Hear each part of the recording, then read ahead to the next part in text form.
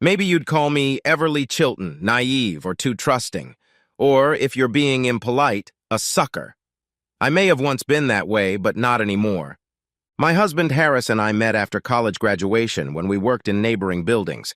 We seemed to take an almost instant liking to each other. He's very good-looking and charming. After 5 or 6 dates, we zealously hooked up. Even though we got along well and had a good rhythm in bed, I was surprised when he asked me to marry him. The reason I was surprised was because I had seen pictures of all his old girlfriends. He didn't hide them from me, and I didn't hide my past from him either, and they were all well endowed. Each had nice, soft curves and probably a DD cup or more. While I'm proud of my perky breasts, they barely fill a B cup. I also don't have nice, soft curves. As a result of weekly, intense exercise, I have an athletic body, but with a huge, muscular, round ass. Anyway, Harris and I got married, and my best friend Ashley Morton became my maid of honor. Ashley's husband Bill, who owns an event planning company, was kind enough to plan our wedding for cost only. Harris seemed to really like Bill, and not just because he inexpensively arranged our wedding. And Ashley, she probably liked him because she has an E-cup bust. Ha, ha. We became and remained great friends with Ashley and Bill, and together were part of a friendly group of 6 couples.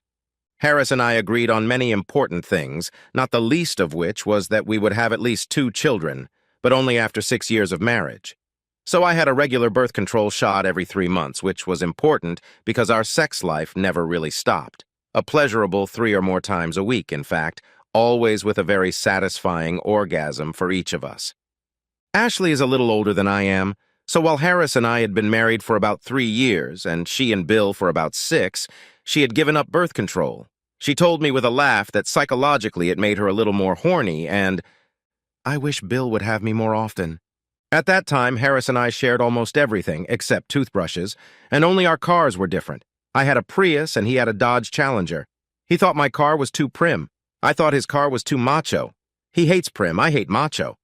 Plus, while Harris is neat in our house, his car, at least to me, looks like a pile of garbage, with papers, plastic cups, and sports equipment everywhere. So when we drive somewhere together, I usually have to throw trash from the front seat to the back seat before I can get in. On that fateful Saturday in May, we were going to a local minor league baseball game and were supposed to meet Bill and Ashley there. For some reason, I was ready before he was, which only happens 10% of the time, so I did a more complete job than usual, cleaning his front seat before I sat down too, even spraying it with cleaner and wiping it down. Just before I finished wiping down the seat, I noticed a small box under the seat. The label said, Trojan Pleasure Kit. I took the box out. The front label said 4 types of condoms. I didn't realize there were so many, and 12 total. I opened the box and counted the 3 remaining. I carefully placed the box in my purse and got into my car just before Harris came in. For the rest of my narrative to make sense, you need to know that 2 of my passions, besides exercise, are theater and cooking. I have been an amateur actor for most of my life and was involved in a community theater production just 10 months before this momentous day.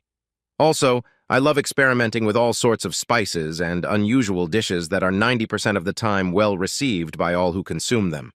Having done some of my best acting work, I was warm and playful in my conversations with Harris on the way to the game, while at the same time angry inside, and already working on a plan for what I would do about it. Despite the negative effect my discovery had on my mood, outwardly I was having a good time.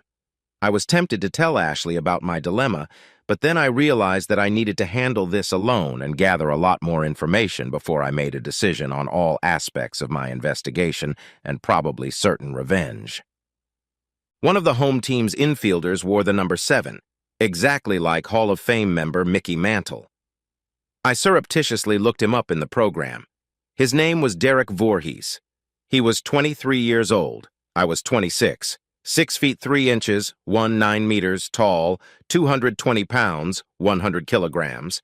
He attended North Carolina at Chapel Hill, his first year on our minor league A-AA team, and he led the league in home runs. Using a long-learned technique, I fixated on Derek as my anger began to boil over. Much later, after dinner with Bill, Ashley, and another couple when we went to bed, I was in no mood to have Harris. However, during sex, I imagined having someone else.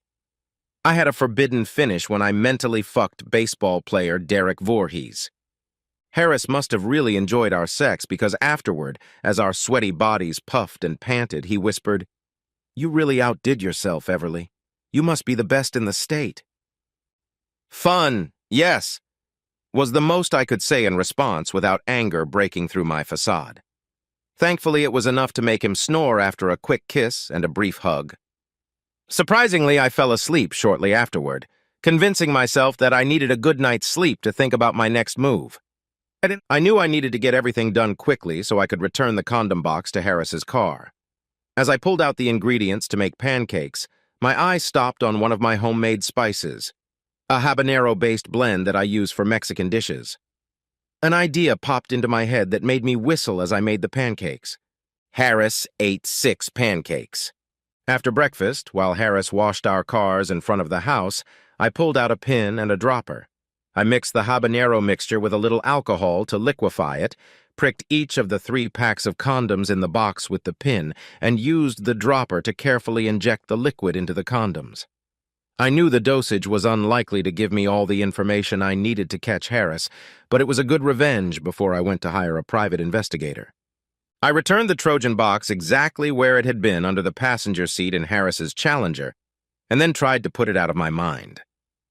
I work from home on Tuesdays and Thursdays. I had sex with Harris on Monday and Tuesday, and once again, I had to think of a badass baseball player to legitimately experience the finish line.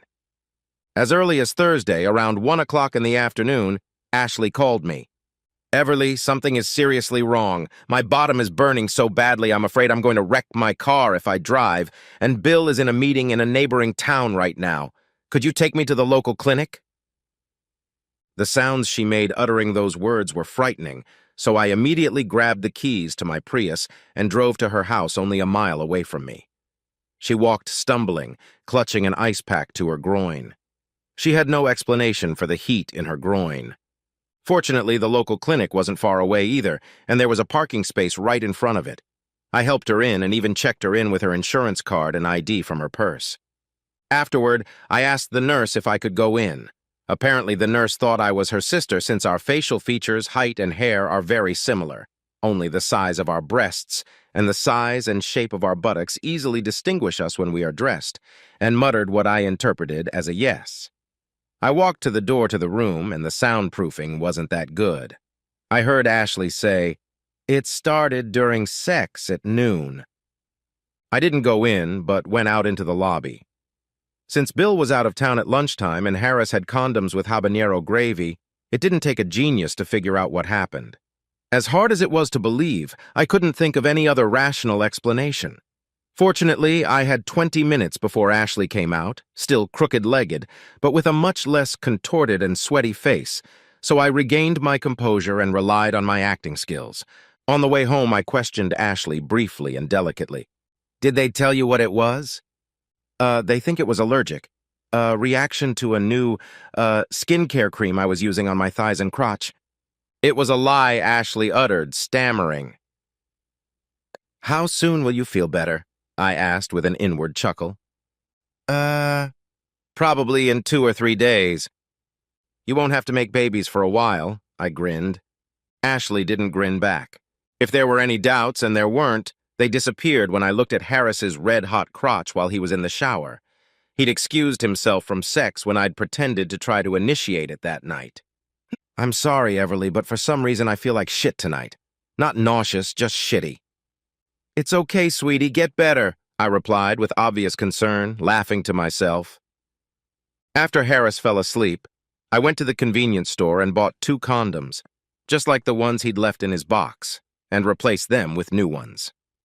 I dumped the old condoms into a kitchen garbage bag and threw the baggie in the trash outside.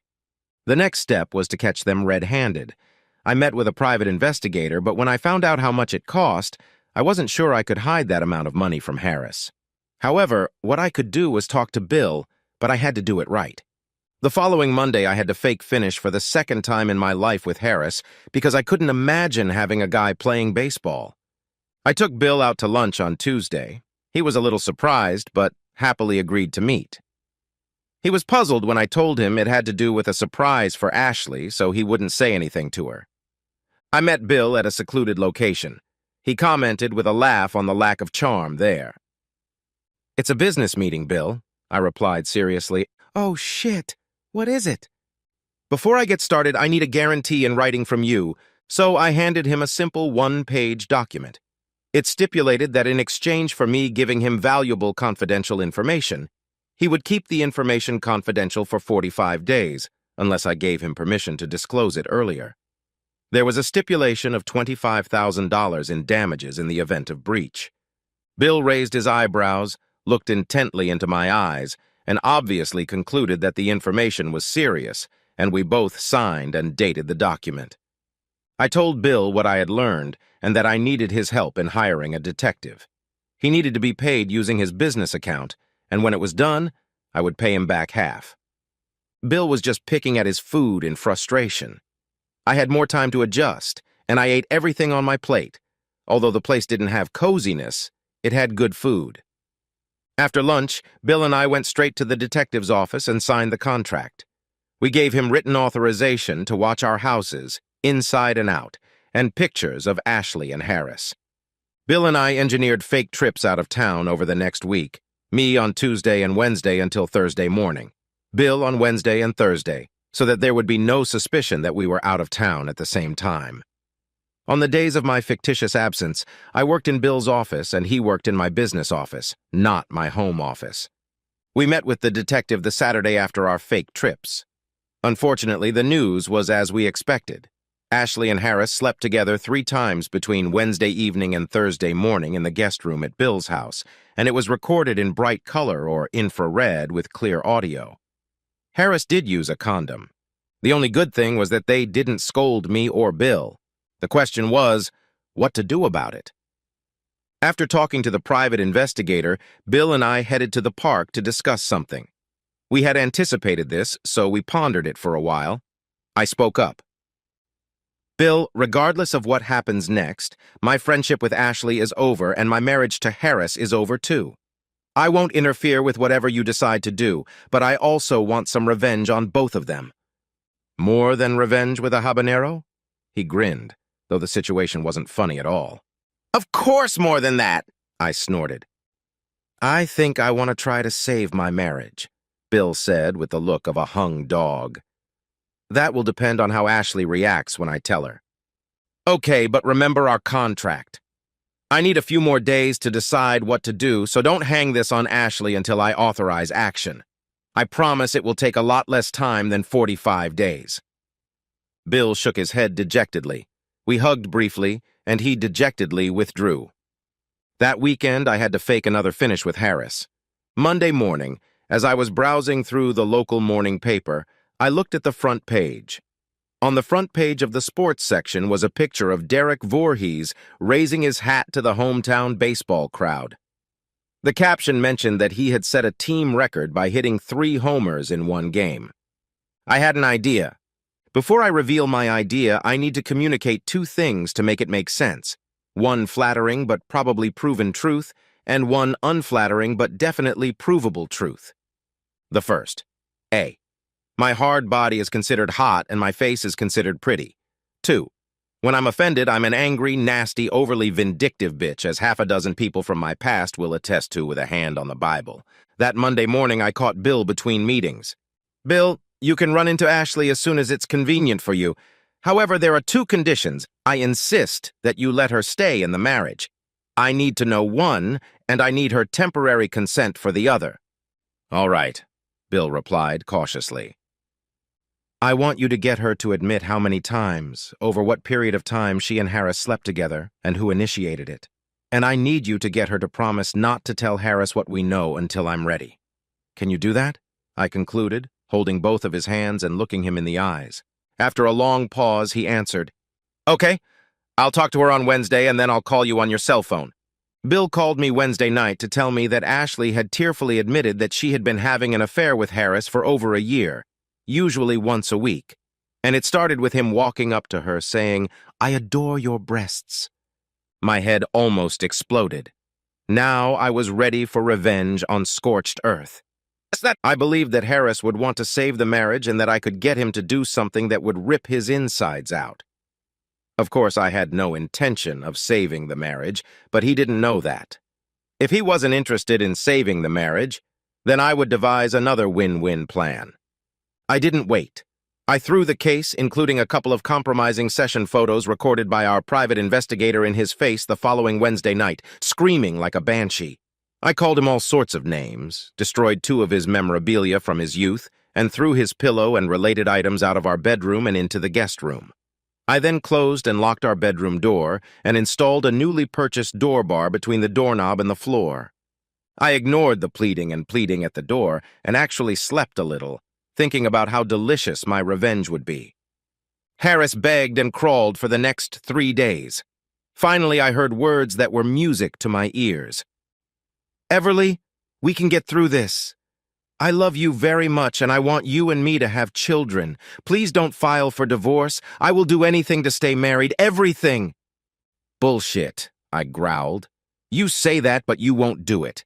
I guarantee you're too damn weak and care too little for me to do the one simple task I need to do to give our marriage another chance."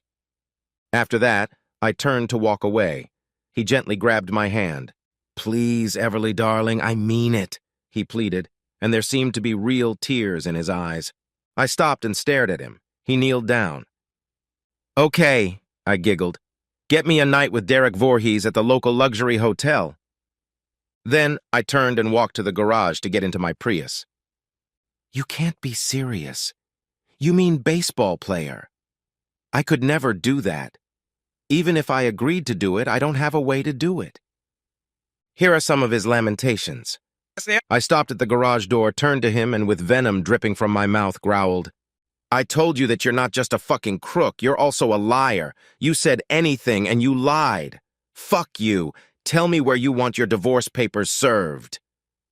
Then I ran out at the sound of his faint cry. Wait. At this time, Ashley tried to contact me. After avoiding her for a week, I took her call. After she confessed how sorry she was, to which I replied that she was only sorry she got caught, bitch. She asked how I knew everything. "We were so careful, and believe it or not, we never disrespected you," she whimpered. I didn't respond to her irrational whining, but I saw no reason not to partially tell her. "I get it, because you really are a dumb shit," I giggled. "Did I fuck up?" she asked with genuine shock. "Hell yes, you did. You called me to take you to the clinic. I thought the story about the skincare product allergy was bogus, and I was sure of it when I was about to enter the room at the clinic and heard you tell the doctor that you had just had sex." Ashley let out a loud gasp. "Bill wasn't there, and I realized that you were having an affair on the side, and you disgusted me. What was my surprise when that same night I saw Harris with a heated crotch? After that, I hired a private investigator, and the rest is history. You're so stupid you had the nerve to ask me to take you to the clinic right after you screwed my husband." "Don't mess with me again. You're dead to me," I shouted before cutting the conversation short. It was freezing in our house as we coexisted for the next few days. I refused to have lunch with Harris. I listened indifferently to his pleas for some alternatives to stay together. When Monday night came the following week, I showed him, but hadn't yet officially filed, the divorce papers, along with a draft of a lawsuit against Ashley for alienation of affection. Just for effect, a completely bogus lawsuit, not only because it's not a misdemeanor in our state, but also because Bill and I had an agreement that neither of us would pursue such a case. And asked where to serve him, he really couldn't stand it, and cried. I gave him no mercy. Finally, he regained his composure and muttered, "If I agree to your proposal, it will only be for one night with Voorhees, and you won't file for divorce." Of course, I lied. He'd been lying to me for over a year, so I had no reason to tell him the truth. For the next 10 days, I asked him once a day, "Have you made a deal yet?" "I swear I'm working on it, but it's complicated," was his typical response.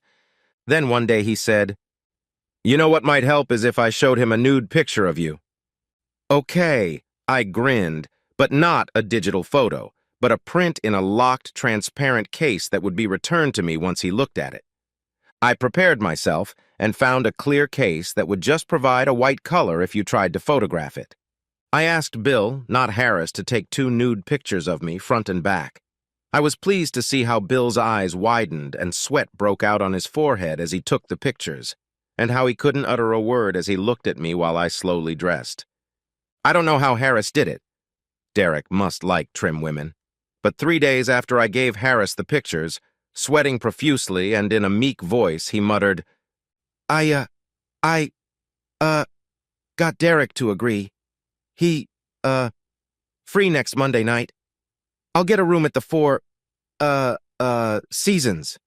Are you really going to do that? What? I growled. You think you can have Ashley for a year and I won't go through with it? I'm looking forward to the best sex of my life, motherfucker, and don't ask me again if I'm going to go through with it. Just give me the key to the room and tell me when to meet him. After you sign this statement, I said, tossing the one-page contract my lawyer had drawn up on the kitchen table. The contract said that what I would do as agreed would have no effect if either of us ever filed for divorce. While I didn't really have much faith in Harris setting up my date, I liked to be prepared. So I searched the internet and found many articles about Derek during his time as a star on the North Carolina baseball team, including 2 that mentioned his college girlfriend. She had a distinctive name, and I was able to track her down and talk to her on the phone. The only reason he and her broke up was that she didn't want the life of a baseball player's wife, and it was clear that he wanted to play for at least another 15 years. Derek's college girlfriend told me 2 interesting things about him. 1, despite being a super stud, he is modest and insecure about his sexual prowess. 2, he has a phobia about contracting STDs, and so they both got tested every few months. Without STD test results, he always uses condoms, which I'm not comfortable with.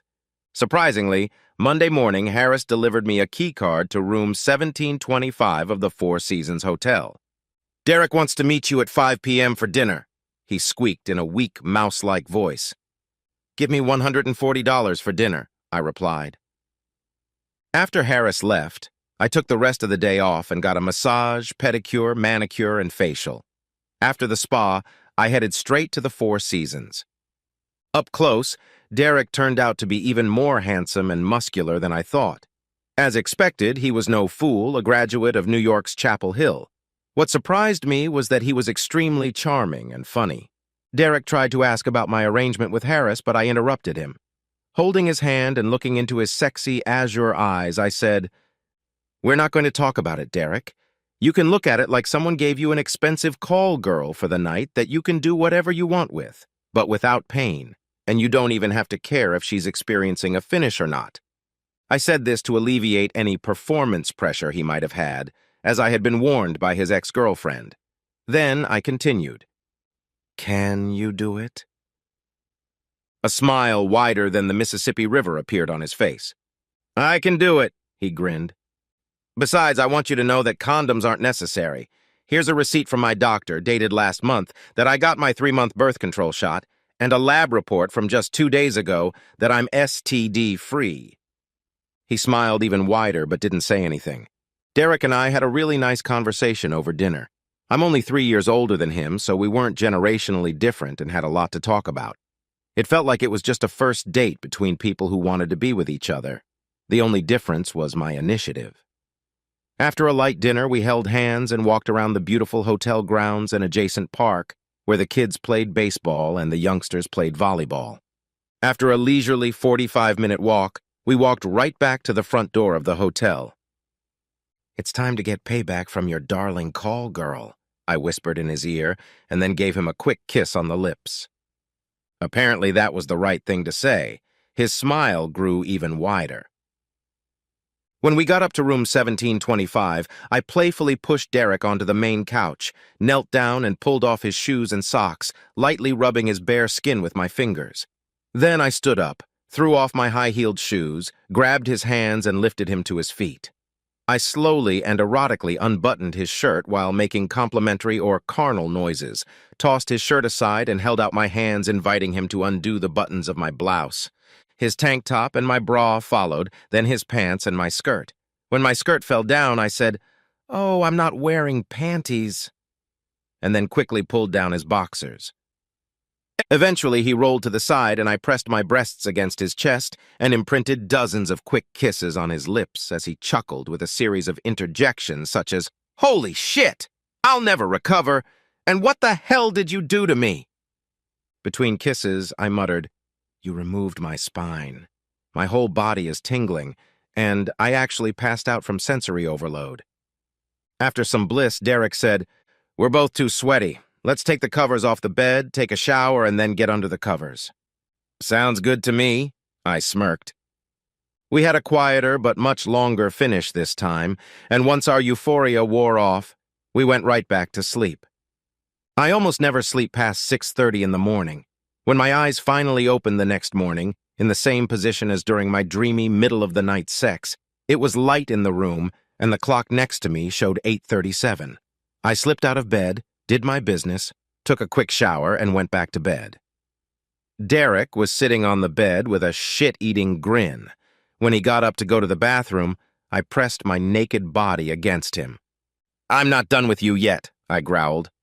"Woe is me," he sighed. "Wake up, Rip Van Winkle," I giggled. "The hour of reckoning is 11 a.m., so get your ass out of bed." We both got out of bed and used the hotel-provided toothbrushes and mouthwash. "How about a quick shower?" Derek grinned. "Hell no." I gave him a quick kiss on the lips. Since we had no luggage to pack, we went down to the checkout at 11:01 and then went to the restaurant to have breakfast. We carried on a perfectly cheerful conversation, occasionally holding hands or touching feet with each other. When we both realized that the time was approaching 1 p.m., he insisted on paying. "Since you embarrassed me by paying for dinner." We got up to leave. As we left the hotel, we hugged each other. I looked him in the eyes and said, "Last night was supposed to be just for you, but it ended up being more for me. I'm sorry." Derek laughed heartily. "This must be some alternate universe where a fiery woman gives me the sex of my life and then apologizes. The vision of your body and face is burned into my ID card to stay forever." He grinned.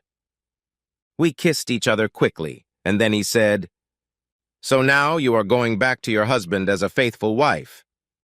That's what I told him. I smiled. I answered his question indefinitely for 2 reasons. 1, I didn't want to lie to him and tell him I was going back to Harris because I was divorcing his ass. The second reason was that my time with Derek had been so delightful for both of us that I was afraid he would want to hook up again. I'd probably be too weak to resist, but I didn't want to cheat on Harris. Until the divorce was final, I wouldn't sleep with anyone else, except in this case with Harris's certified consent, because I didn't want to sink to Harris's level. We gave each other another passionate kiss, and then I pulled away, by necessity stepping more crookedly than I would have liked. While I'd had many wonderful experiences with Harris, none of them had been better than with Derek. I wasn't in love with Derek, though it probably wouldn't have taken me long to fall in love. I was very pleased to see Harris humiliated by my night with Derek. I shyly didn't go into detail, but smiled slyly. A fantastic revenge had been accomplished. Over the next 2 weeks, I screwed Harris out of mercy several times while I finalized negotiations for a new job in Washington, D.C., far from my current location. I also negotiated a warehouse and transportation company there and rented an apartment in Northern Virginia for a few months. Harris was surprised and truly pissed when I handed him the divorce papers 15 days after my night with Derek and told him that all communications would be through my attorney and that I was leaving town. This time, instead of begging, he ranted, calling me a liar and Jezebel. It had no effect on me, and I left for D.C. an hour after he was served. He should have been pleased that I filed on the grounds of irreconcilable differences, not adultery, and only asked for a 50-50 division of assets. I had already withdrawn my 50% liquid assets. The ink on my copy of the divorce decree had dried just a couple months ago when I was cleaning my rented apartment in Northern Virginia on Saturday. My new job was really working out, and I was planning to move to a nicer place sometime within the next month. I dated a few times after my divorce was final, but no one rang my bells, and they weren't interesting enough for even one night. Wearing old shorts, a worn t-shirt, and dirty slippers with my hair loose and no makeup, I was doing some belated cleaning in my apartment when the doorbell rang. Since I lived in a safe neighborhood, I opened the door without first looking through the peephole. If I had looked through the peephole, I probably wouldn't have opened it, considering how ugly I looked at that moment. "Derek!"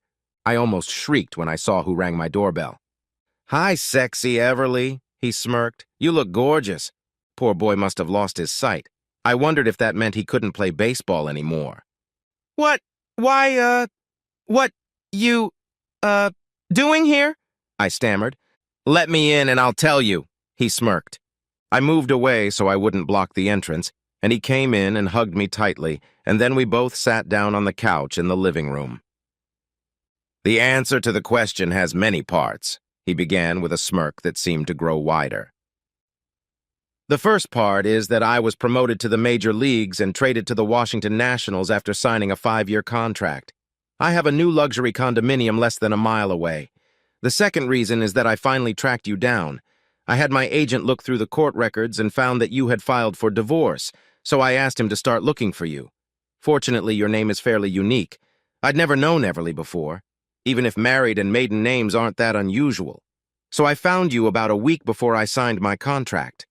I recently got back from spring training, and tomorrow is my home opener day. I have an invitation that I hope you'll take advantage of. Why did you track me down? I muttered. Derek laughed.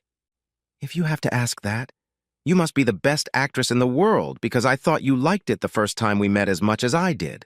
Simply put, I want a relationship with you. I paused for a moment and then said, a relationship? Not a one-night stand like with a buddy? Yes, a relationship.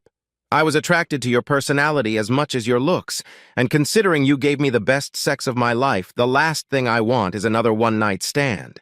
It would ruin me for all other women in the future, and probably ruin my career, as I would suffer too much for not being with you. I swallowed with difficulty. Do you really think I look as sexy as I do today, or was that just a careless comment to get in my panties? Are you really worried about how you look today? He hummed. Then, smirking, yet serious at the same time, he said, the answer to your question is yes, both. I think you look incredibly sexy just the way you are. I'm not quite sure how what happened next actually happened. I do know that shortly after that statement, I was lying naked on my back on my bed. By the end of the day, I knew what I wanted and that Derek was the Mr. Right for me. Things happened quickly after that. I met Derek's parents and sister the day his house opened, not surprisingly because my place was right next to theirs. We seemed to get along great. I moved into Derek's new house with him a week after opening day. After the season ended, we got married. Unlike his college girlfriend, I didn't mind the life of a major league player's wife because when he came home from trips, the sex was magical.